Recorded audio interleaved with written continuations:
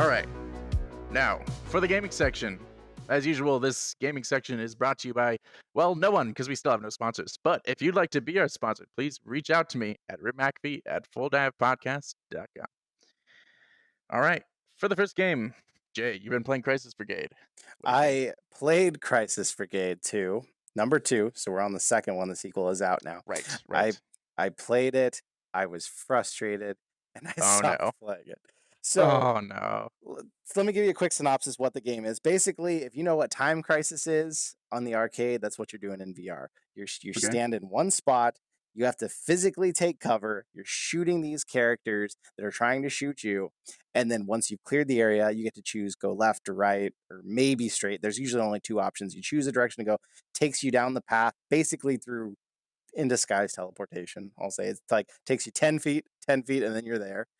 And then same Uh-oh. thing all over again. You shoot Oof. people.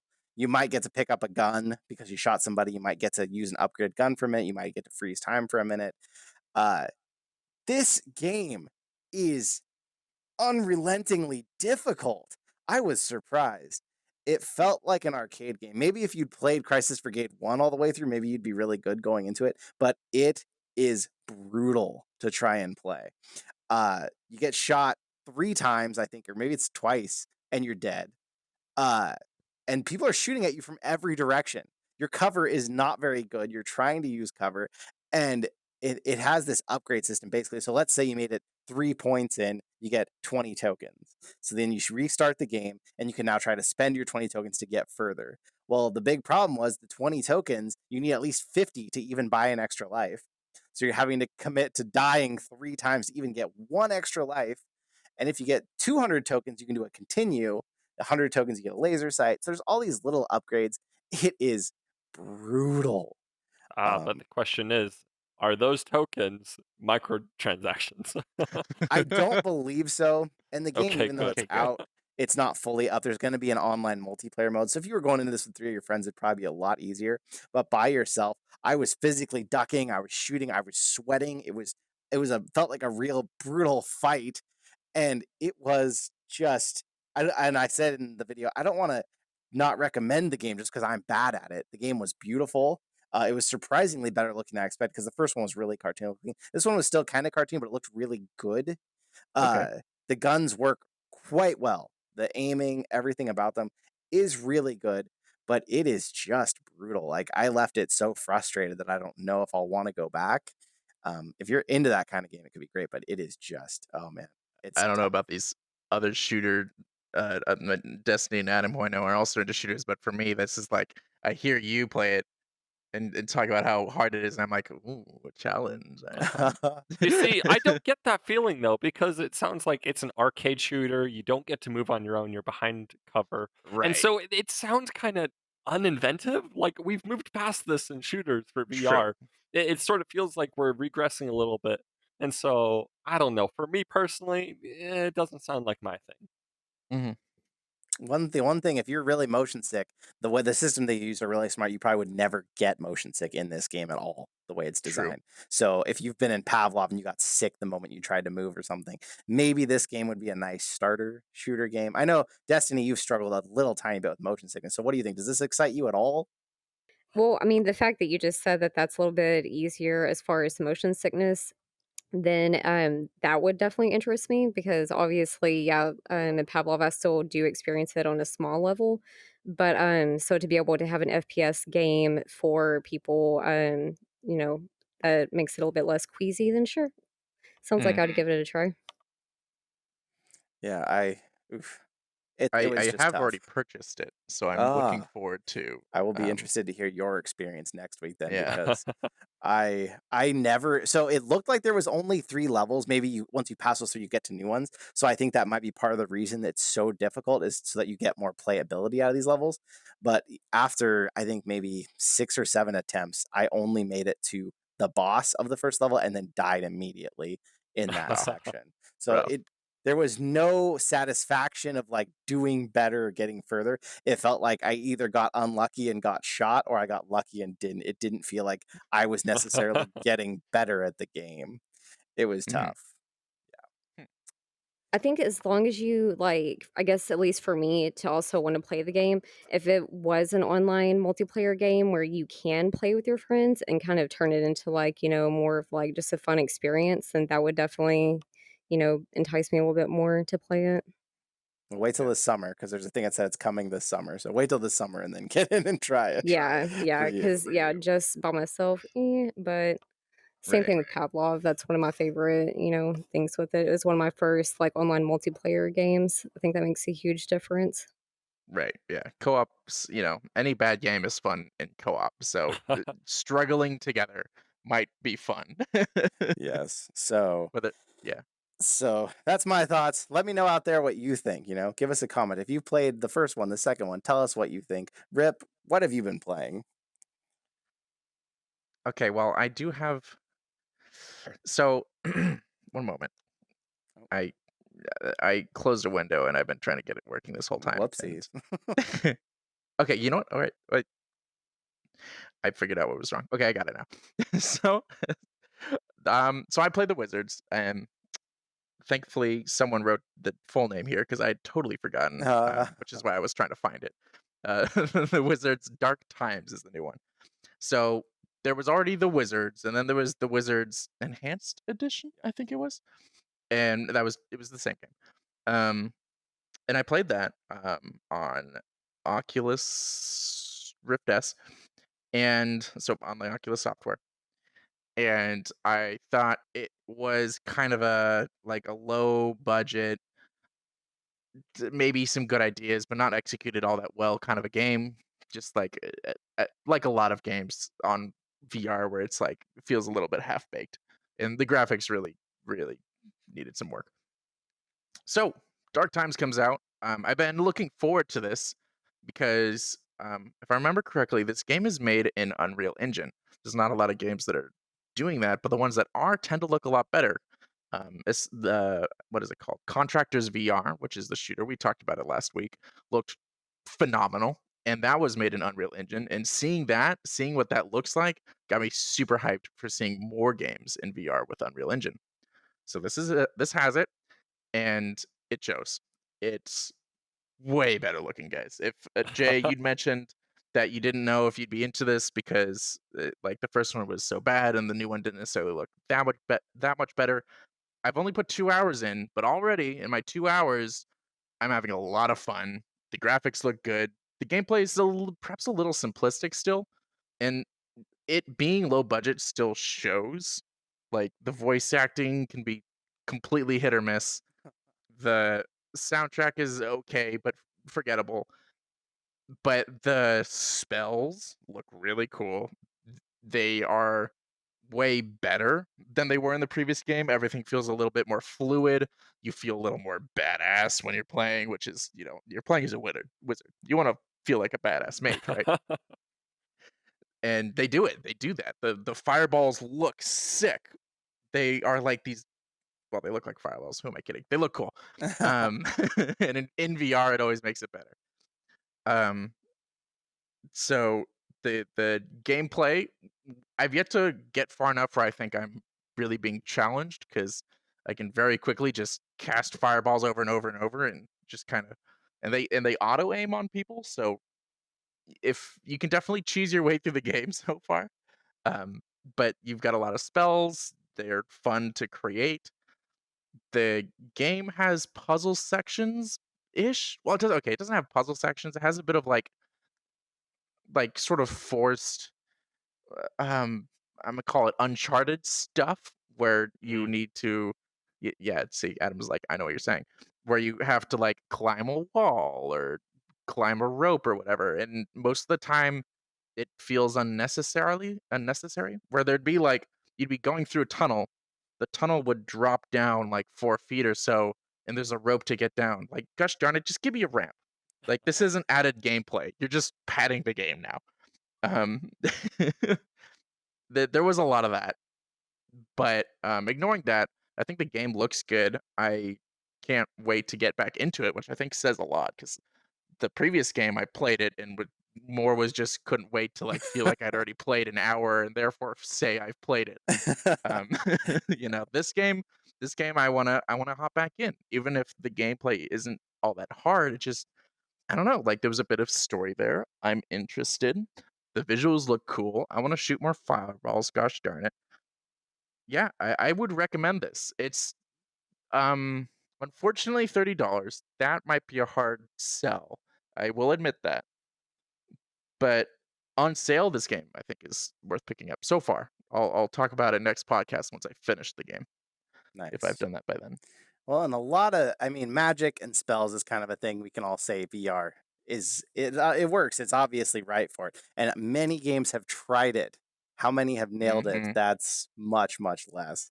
So the fact that you're saying this one really feels like you're actually the badass mage, that gets me more excited because I played the enhanced edition. I was playing it with a 3D router. That might have just screwed my whole life up though.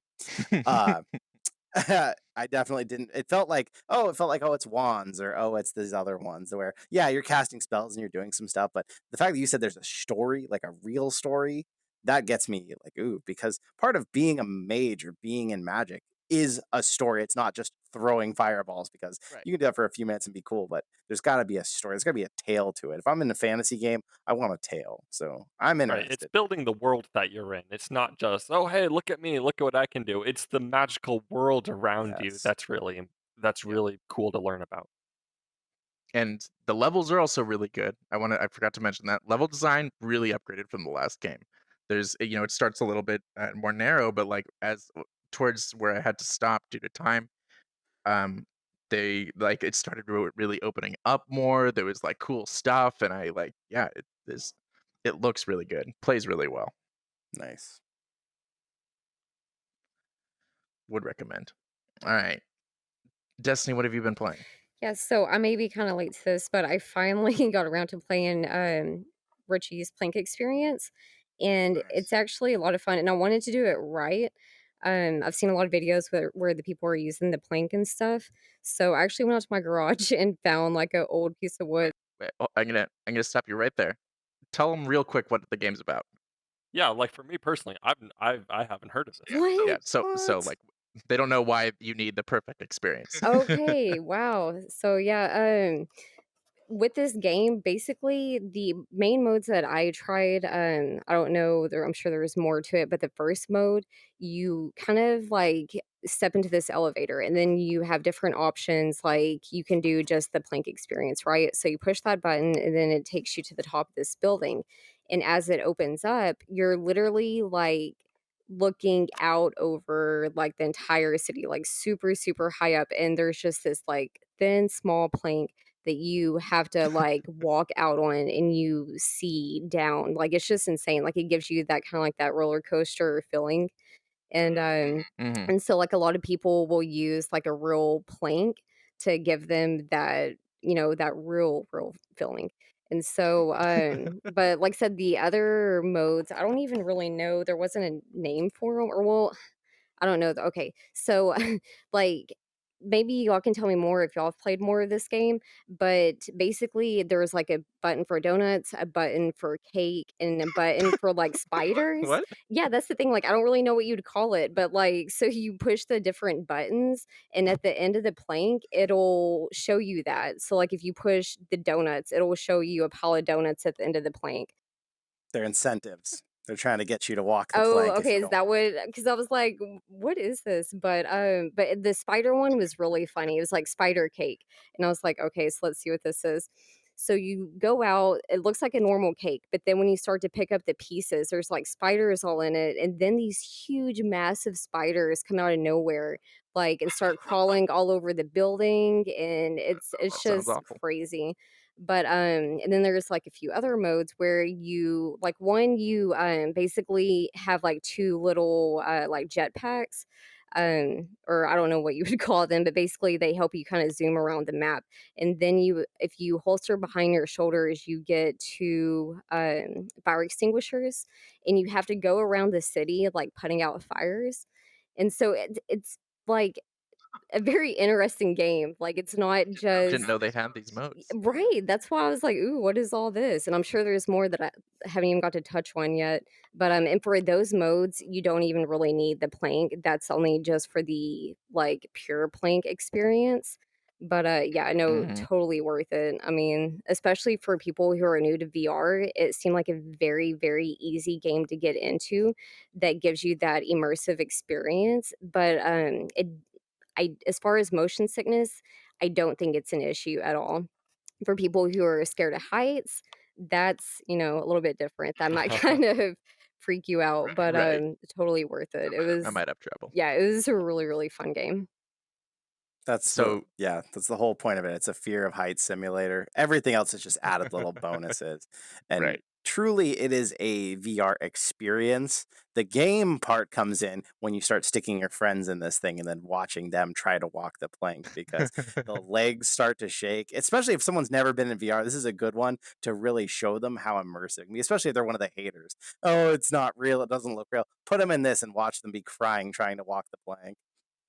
And Adam, we watched that viral video and talked about on the Oh, podcast. So yeah, the that's guy Oh, right. that's Richie's dove plane. off. Oh, That was it.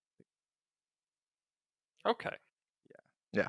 It's awesome. There's another mode where you So fly and you write in the sky, so you can Yeah, like see, draw I haven't got things to in the try that sky one and stuff. yet. oh. Yeah, they So keep Destiny, updating. did you get a plank? I Did you did. did you get your own plank to play it with? Yeah, it was great. I was really And how hoping was I had that? something around, but, so yeah, I went out to my garage and I found, like, an old piece of, like, siding, or, like, a thicker board that, worked at least for the time being. Because 'cause I've seen some of these people and they, like, go off. They really make a really cool setup, but I just used what I had with me and, Right. it totally helped, like, enhance the experience. So, yeah, if you get this game and you do have something, I totally recommend, like, putting 2 and 2 together and getting the full experience of it. Mhm. Yes, My yes. my house is under construction right now, so I'm very tempted to get this game, get one of those, like, big pieces of plywood out back and just, like, bring that bring that inside here Do it. I'm and try this telling you, experience like, out. I actually regret not trying this sooner, at least for the Quest. Like, I know it's a huge game, like, a lot of people, or like what he said, Yes, experience, like, a yes. lot of people talk about it, and I always heard about it, but it just didn't seem like something that I would be into, but I finally gave in, and yeah, you're not gonna regret it. So, Yeah. Yeah. you How should do much how that. much is it? Actually, it wasn't bad. I think it was only 14.99. I mean, Okay, okay. compared to, other price points, it was pretty reasonable. Right. Yeah, and the enjoyment you're gonna get out of other people, but measure your plank before you go in. Because in the Right. main menu, it actually lets you put in the dimensions of your real life plank to give you Yeah. maximum immersion. So it's I saw that. I saw that people can do that. yeah, it's fun. Right, That Adam, sounds what really about cool, you? actually. So this week I've been playing Vox Machina, which Rip talked about in Mhm. a previous episode. It is a mech simulator, so you get to pilot a couple stories tall mech and then fight other mechs in it. And I enjoyed it way more than I should have. It's fun. It is incredible, and honestly, I like it way more than I play a lot of flight simulators, and I like it even more. The experience is a lot more immersive than a lot of the flight simulators that I play, just because everything in the cockpit is interactable. You have a little Right. radio and you pick it up, and that's how you talk to people. You have like an air horn that you pull down. Just being in the cockpit, even without combat, is just a blast. Exploring and looking at all the different pieces. It's a really fun game, and interacting with all the different mechs and weapons and everything is a total blast. When I try and talk about games, though, there's sort of this feeling of like, how long is this game going to last you? Right? Is it a day game, a week game, a month game, or like a year game? Where maybe Pavlov is like a year game. There's just infinite content.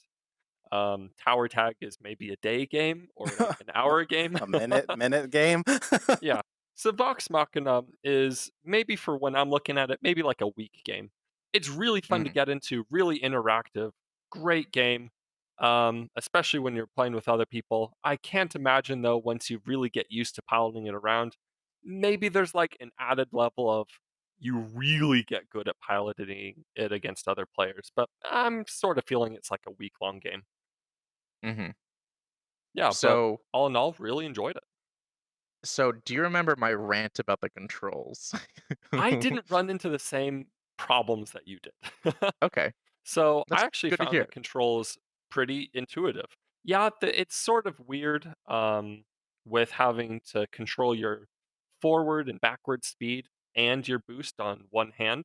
It does mean Mhm. that you have to switch back and forth. But I didn't find that I needed to control both of those at the same time very often, so it wasn't too big of a deal for me. Okay. The Yeah, bigger I was problem for me, constantly wanting to do that. yeah, so the bigger problem for me was I kept ejecting accidentally. What? How? Is it because you Oh, I think I know why. Yes. It is very easy to grab with the index controllers. That is the only problem that I have with the index controllers is that a lot of programs, VRChat included, makes it very easy to grab things with the index controllers accidentally.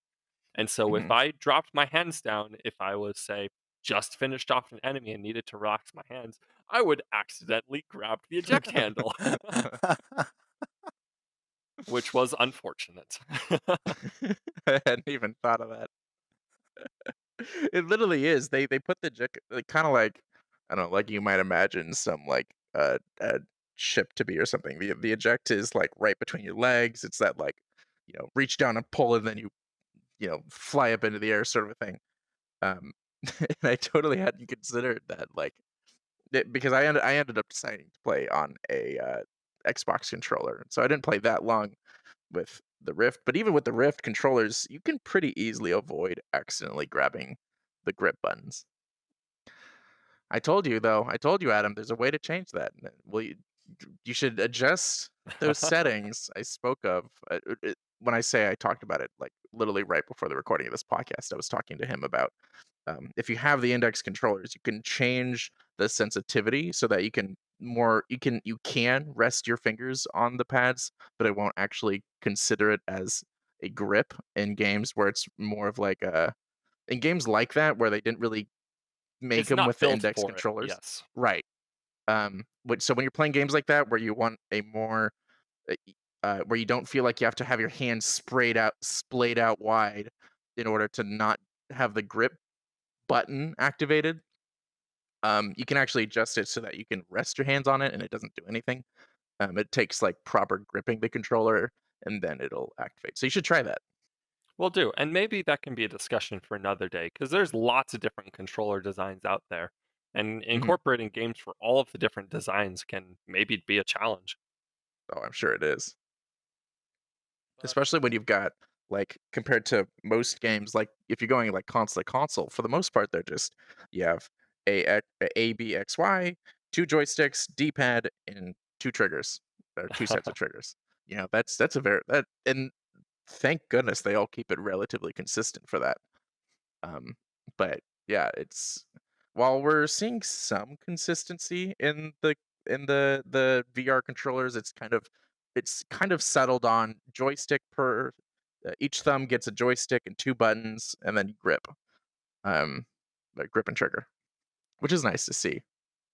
But that's going to change as more things implement full finger tracking because even the PSVR 2 patents show it having it. So that's gonna be a big change for all of us, and it's gonna take some learning because I can't imagine your troubles you're having over there with me only having these little grips. Right. well, as long as you're not ejecting accidentally, Hmm. it's a fantastic game. And Yeah, I think you should try it. yeah, Nice. it's a lot of fun, and it feels like you're driving a building.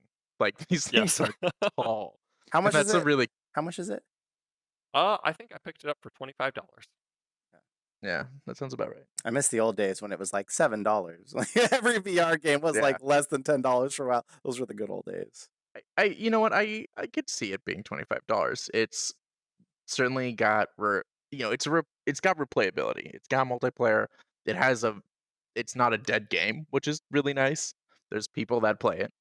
Um and it's made really well. Like what he was talking about, it does feel so much like it was built from the ground up for VR, and the cockpit it's so cool to have a cockpit that you can interact with. Like you can grab your like instead of just having a mini map on your HUD, you have this like little panel that you can like grab and bring it to the front of you and then like slide it back if you want. It's little stuff like that it's filled with, and it's so cool to have. It adds so much experience, and clearly they put a lot of effort into this, and I can see why they're charging like a close to $30 game for this. Nice. I get it.